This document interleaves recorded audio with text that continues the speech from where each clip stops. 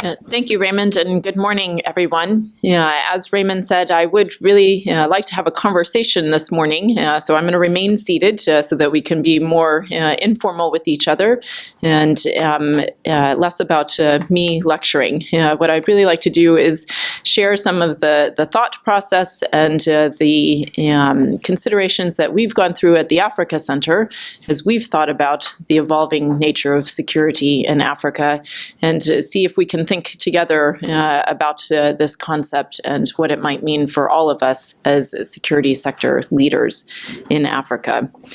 Yesterday, you might recall that briefly we had up on the slides the vision statement for the Africa Center, which is security for all Africans championed through effective institutions accountable to their citizens. No translation. Which in French or Portuguese? It's okay now? Yeah? Okay, so I'll start again.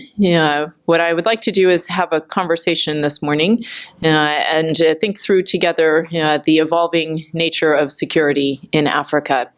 And I was saying that it's something that we've reflected on a lot at the Africa Center for Strategic Studies, since our mandate is the study of security issues in Africa. And we're blessed to have resources to engage with security sector leaders such as yourself across the continent. And it requires upon us to think about how best do we use our resources as a center, to what end are we applying them, what is this concept of African security, and how are we seeking to impact it as an organization.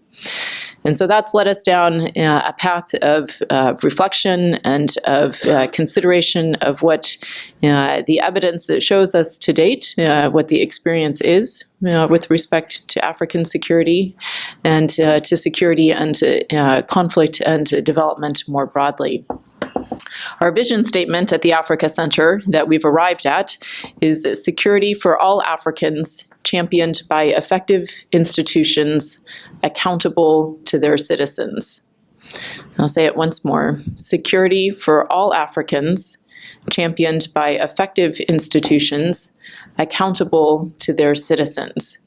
And we think that there are a few words there, but there are some key words for us in that single statement. And I thought we could reflect together this morning about what is security in the context of Africa. Whose security are we talking about, really? Are we talking about state security, regime security, communities? Are we talking about people? Are we talking about the environment? There's a whole host of actors and consumers of security, we might say, that we could be thinking about.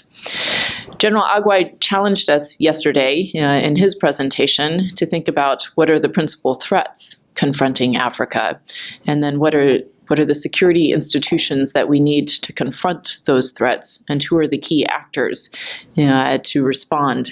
How can the threats be alleviated? And that led him down a path of thinking about both the security sector institutions and then our role as leaders in those institutions.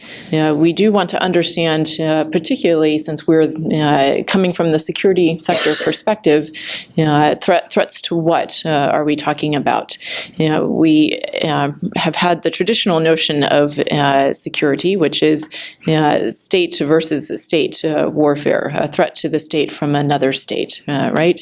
And this conventional warfare idea that comes from our very Western and Westphalian understanding of state sovereignty, that the nation state is the primary actor, and that we assume a principle of non-intervention inside states' affairs. But if you threaten the viability and the sovereignty of another state, then that needs to be confronted and protected against. And I think you all tell me, since you're the experts, but I think that when African states became independent, what we saw, understandably, was many very traditional security institutions being set up and developed developed to address this traditional notion of state security and protecting against outside external threats. And I think largely today, we do need to ask ourselves, do we need armies? Do we need these traditional security structures? Are they responsive to the range of threats and the changing nature of threats to security that confront us on the continent?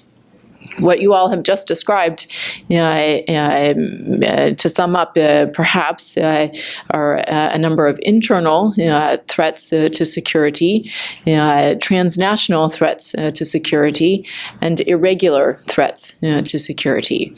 But we still have this challenge of whose security are we talking about when we think across all of these various forms and dynamics of challenge. Regime security, of course, has been a very prominent understanding of security, not just in Africa, but specifically in the African context. And we've seen that since the end of colonialism, and even in fact during colonialism, African security organizations have frequently been the cause of insecurity, as one of our colleagues noted, several of you noted, is the security actor the protector or the violator of a citizen's right to be safe and to be free from violence. We know that many African wars as well have roots in elite attempts to protect privileged positions, both domestically or, if we could think back to our colleague from DRC who shared with us, some of the dynamics of undermining other African governments or regions whose foreign policies are viewed as injurious to the ability of elites to remain in power. The competition over resources, which doesn't respect borders, and where we do see states playing and backing rebel groups and movements in other states so that they can maintain their access or their control over resources, might be one of these dynamics that we still have. And it still leads us back to a notion of state security forces being there to protect the regime or to protect the elite control over wealth and how that is distributed within society and to whom its benefits accrue. Some of you mentioned other threats to livelihoods and to the ability of citizens to flourish and to thrive. And we have this notion of human security that came really into the forefront in the mid-90s. It was first used by the United Nations Development Program in its Human Development Report in 1994. And I think the inspiration or the impetus at the time was to draw attention to the very grave development challenges, not just in Africa, but for developing countries around the world, and how so many of these challenges of poverty and health and lack of education, of inequality, of poor governance, how that in fact can be a threat to citizens, to people's abilities to survive, as well as to flourish and to contribute to their societies and to their economies. But as we've seen and we've discussed a little bit, human security can mean so many different things, right? It can mean addressing poverty. It can mean addressing health challenges. It could mean addressing food insecurity. It could mean addressing climatic shocks and environmental degradation that may lead to more competition over pasture lands, over water resources, over the very fundamentals that go into economies and to livelihoods being able to sustain and to grow.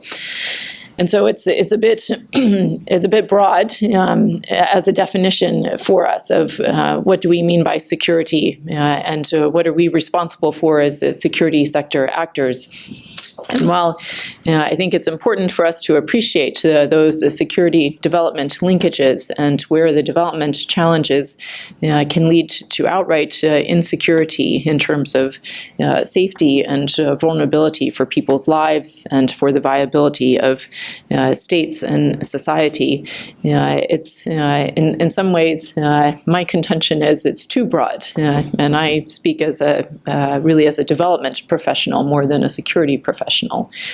From my own background and work that I have done over my career. And so it's useful in some contexts, but for us, I think we have to still challenge ourselves about what do we mean by security and whose security are we talking about? What is the responsibility of the institutions of the security sectors in Africa? And therefore, our responsibility as leaders of these institutions and these actors. We also, in Africa, have a unique feature, I think, from other regions of the world where the failure of collective security was recognized after the very tragic events of Rwanda and the genocide that took place there. And the inability of the international community to respond effectively and adequately to stop that violence from taking place, and the shortcomings of traditional security and regime security on the continent were made evident in the wake of that terrible situation. And in many respects, I think that led to the African peace and security architecture that is such an innovation, in fact, in international peace and security, not just for Africa, but leading the way for other regions of the world. The architecture that was put in place in 2002 with the African Union of the Peace and Security Council, the Continental Early Warning System, the Panel of the Wise, the AU Peace Fund, and of course the African Standby Force that is meant to be able to respond. Most interesting and significantly, I think, as a counter, an African response to the shortcomings of traditional security notions is the AU principle of non-indifference. And so where traditional security paradigms tell us that we don't interfere in another state's internal affairs, the African Union has enshrined in its charter this principle of non-indifference, which means there are situations and there are grave threats to security that do require the states, neighboring states, but the region as a whole, the continent, to care and to intervene if needed. And specifically war crimes, crimes against humanity, genocide rise to the level of non-indifference for the African Union. And hence we've seen some attempts by the AU recently to carry out this principle with mixed results, and we can come back and talk about that. And I think we'll have a session later anyway in the seminar that will focus more specifically on some of the African architecture. But it's this changing nature of modern violence, not just in Africa, around the world, that has really caused some deep reflection and further serious, rigorous academic work and analytic work on the relationships between conflict and security and development. And I am a big fan of the World Development Report from 2011, which encapsulates a lot of this research and this experience of the world, not just Africa, but many experiences from Africa are included in this report. And it attempts to look at how organized violence has changed over time, and how the use or threat of physical force by groups, including state actions against other states or civilians, civil wars, electoral violence that we heard about between opposing sides, communal conflicts, be they regional, ethnic, religious, or based on other group identities, gang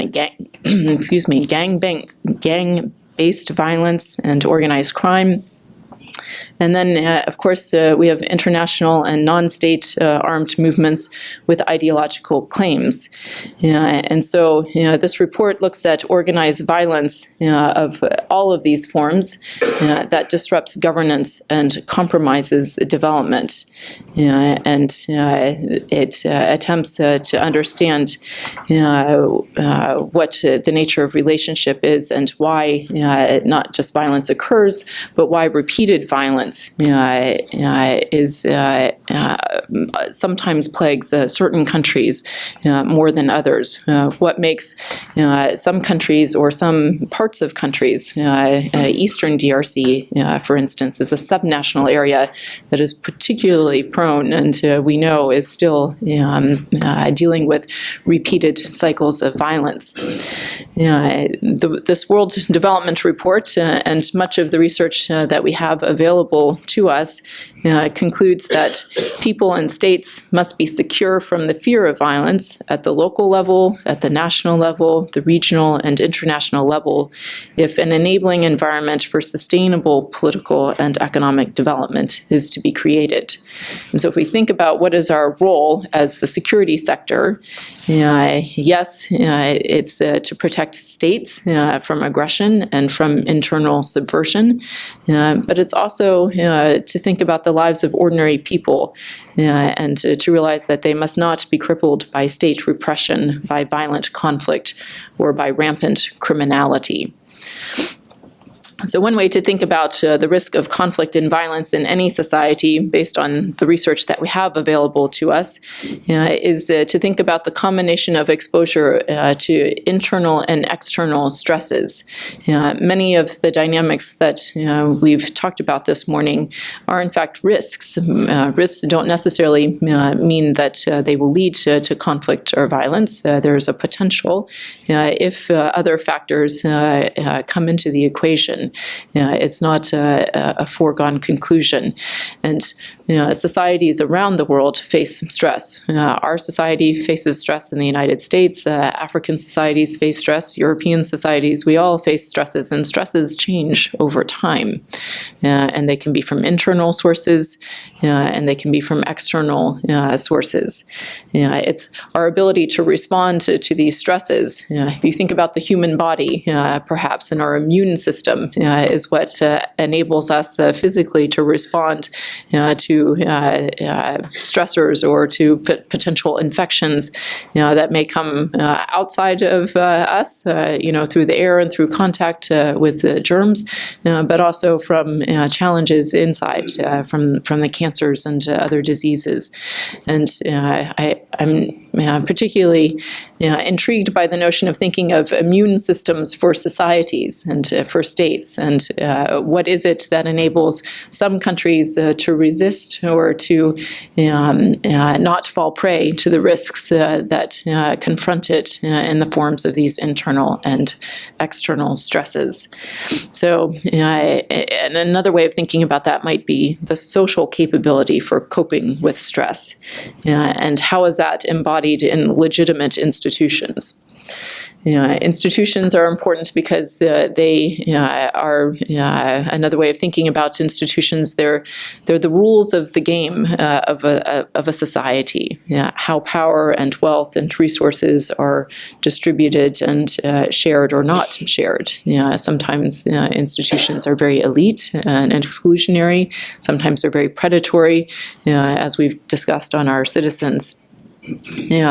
And the institutions that matter are not just state institutions, they're also societal institutions. And it's the interaction between the state and the society that we've also talked a bit about this morning in terms of some of the evolving challenges on the continent.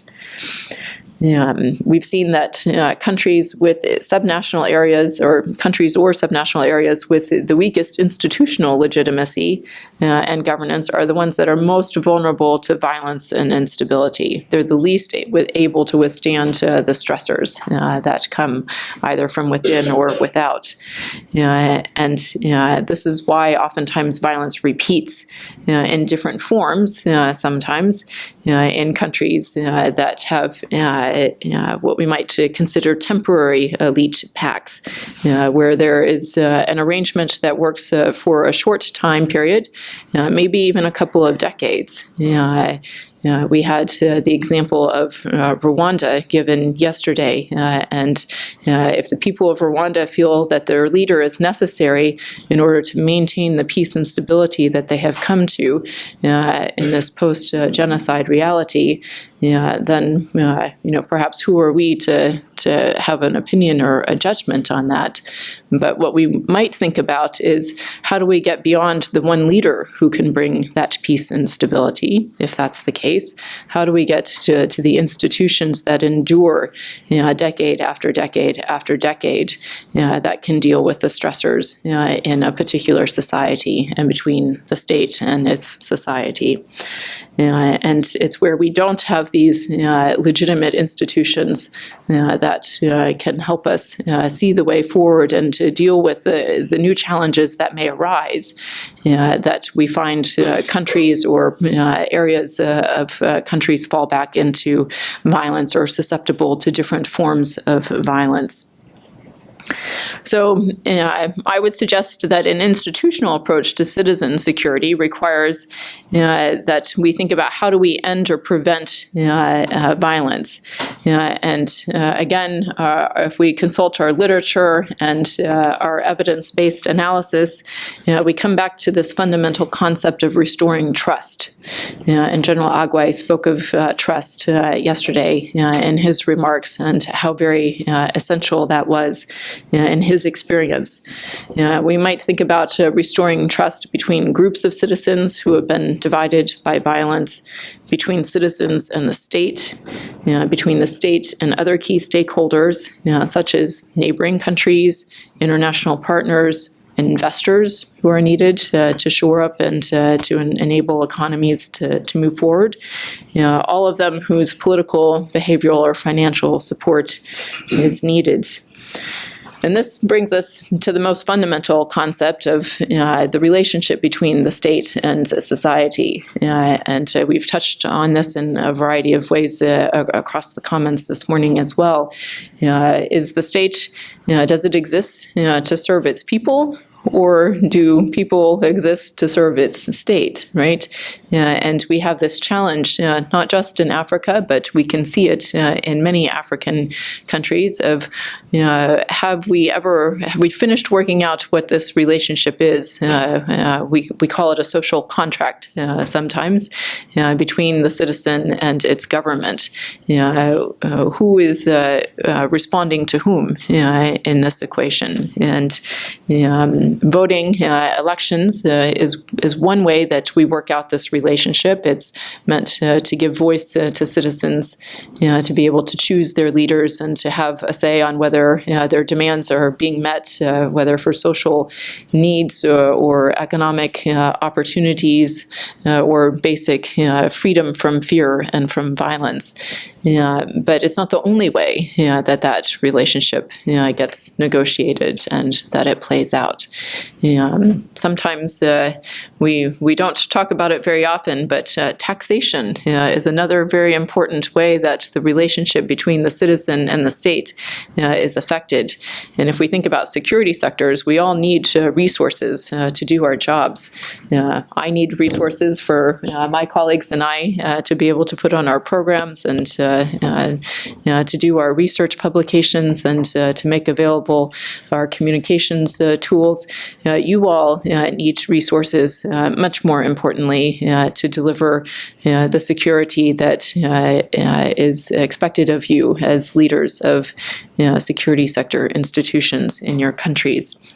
Where do those resources come from?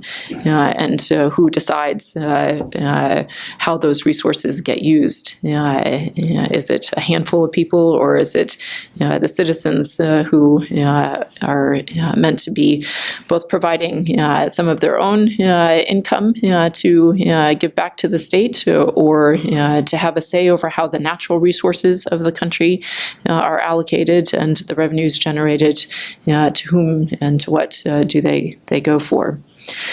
So I would like to propose a notion of this citizen-centric security, which challenges us to sharpen our focus, particularly as the security sector, on freedom from physical violence and from the fear of physical violence. While, again, we could think and we can continue to build out our list of threats to livelihoods for individuals, challenges for our communities, and for our national security.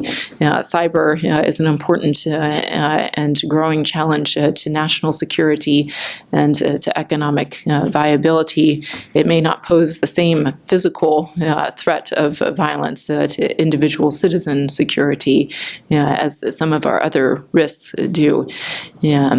Regardless of the nature of these threats, a key thing for us to think about as the security sector, especially those institutions that have a legitimate role in the use or the threat of use of force, of violence in a society. To what end do we put that use of force or the threat of being able to use force as security actors? Is it to protect our citizens or is it to prey upon citizens?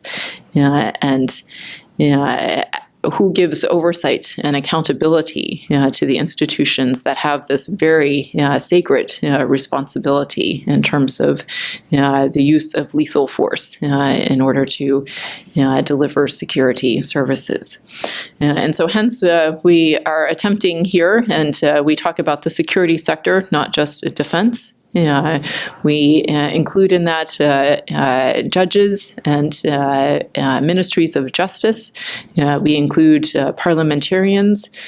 We include civil society actors, all who are part of this broader constellation of oversight and accountability in defining and arriving at whose security matters and what institutions do we need in our countries and our societies to provide that physical safety and security to our citizens.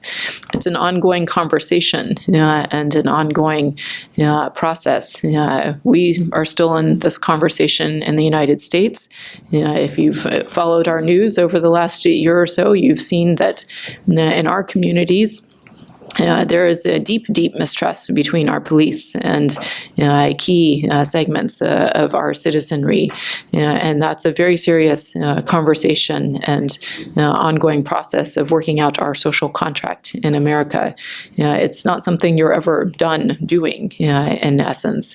It's an ongoing process where we have to continuously look at our institutions and the effect of those institutions in dealing with the stresses that are coming upon our societies.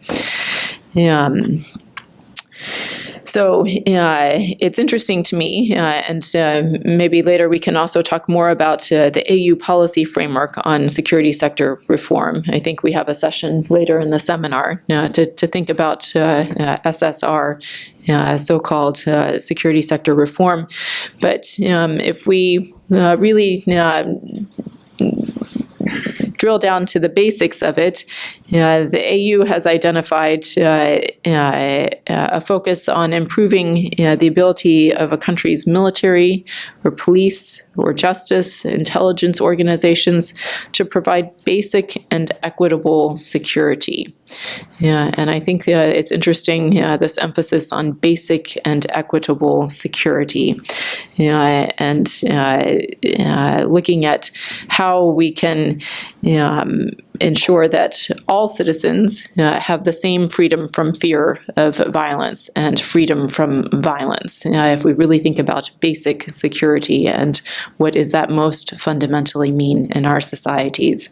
And then the concept of equitable, meaning it's not just some segments of our countries, but even those regions where state presence is hard to reach, or where communities are not part of the elite that have held power or are controlling state institutions and economic resources in a country. How do we ensure that they also receive basic and equitable security?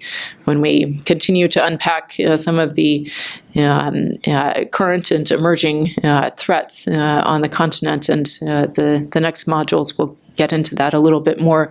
We will come back to these concerns over marginalization and perceptions of inequity that are preyed upon very often. They don't necessarily lead to violence and to the radicalization that concerns us, but they can, and in many situations they often do. And so how do we, in the long term, ensure that our security institutions serve the interests of society as a whole, rather than those of a political elite or grouping? And what changes might that necessitate, or how are we challenged as leaders of security sector institutions or in oversight roles or related capacities in delivering security? What is the management needed for these institutions? How can we think more clearly about the purpose of our security sector institutions, the structure of them, the financing, as I just mentioned, and the values of the organizations that undergird everything that they do? And so back to General Agwai's, I think, both encouragement and exhortation to us as leaders of security sector institutions to think not just about today and to meeting today's challenges and providing security for the current situations that we find ourselves in, but how do we also think about tomorrow's challenges and whether our societies will be able to confront the new stresses that might be coming at us, whether we can foresee them or not. Are we leaving our institutions in a better place, better positioned to be able to handle those situations that may come?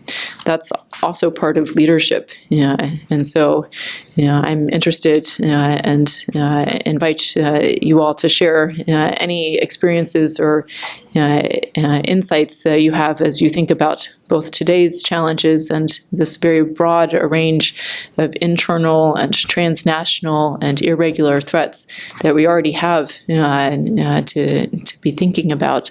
And there are more stresses to come, and stresses can be both opportunities and they can be challenges at the same time if we do not rise to addressing them in a way that channels our youth towards productive economic opportunities and towards contributing to their societies and feeling part of the social project of a nation or a region. And this is, I think, what's interesting and exciting for us, for Africa. We'll get to a session later where we talk much more detailed about some of these both global trends and continental trends that are, I think, the hope in the future of Africa. But if we don't have the institutions to manage these developments as they come about, then they could also be serious obstacles to flourishing and to the vitality of our societies and the basic safety and security of our citizens. So those are some of the reflections that I've had as I've thought about what can our contribution at the Africa Center be? How do we define or understand the concept of security in a way that focuses our energies on what could be most impactful as a research center, as a think tank, as an academic institution, a forum for for exchange like this? How do we think through these concepts together? Maybe you have a different perspective than what I've just articulated, and I would welcome you to share that now in our open discussion time. But I would just perhaps leave us with three thoughts about violence and our role in trying to manage and to prevent or stop violence from affecting our citizens. And that's simply that the particular manifestation of violence at any one time matters much, much less than the underlying institutional deficits that permit repeated cycles of violence. And so while we're seized with today's challenges, again, it's how do we ensure that we get out of the cycle of violence for tomorrow? That I think is our fundamental challenge as truly strategic leaders, as visionary leaders of our security sectors. We also could be reminded that violence cannot be contained by short-term solutions that fail to generate institutions capable of providing people a stake in their own security, a stake in justice, and in economic prospects.